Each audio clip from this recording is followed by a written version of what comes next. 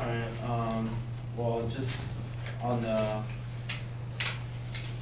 on like saying that, like the infantry and fighting on foot, women can be trained to fight, you know, like can be trained for that, and that's what this policy that just got instated was, that they're gonna train women to be able to fight alongside of men.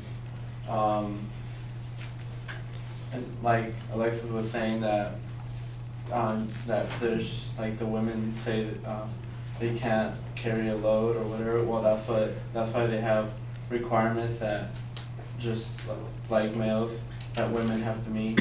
So if they want to be in infantry, then they have to meet the requirements. If they can't do it, well, then obviously they won't be allowed in infantry as well as males that can't meet the requirements. And the whole thing about seeing as like preferred and being being favoritized as women. Well, when you're in the military and it's like it's a job like any other job, and you have to be professional about it. So if there is a favoritism, it can't be shown.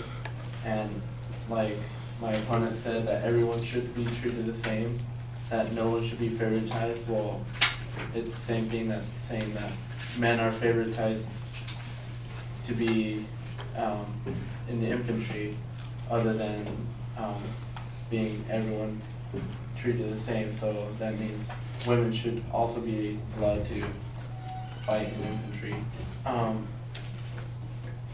As for lowering the standards, no one is saying that the standards should be lowered. If anything, they should just stay the same. And as I was saying, that if women can meet the requirements, they should be allowed to fight in infantry. My opponent was saying about single mothers. There's a lot of special cases.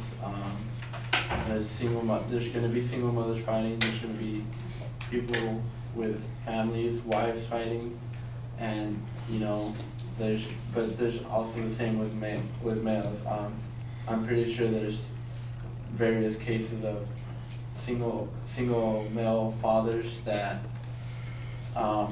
have deceased in active military combat, and their children have also been put into orphanages, or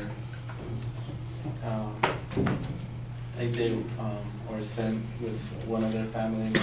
But see, a lot of things is that if women are able to do it and able to meet the requirements, it would just add a substantial amount of soldiers in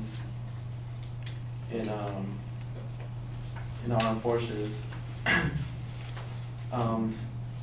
In the article "Debate Over Women in Combat" by Jim Michaels, saying that in the Marine Corps there was 7% of the Marines were female, and in the Army 13% of the soldiers were female. And since they're allowed to be in the infantry, that's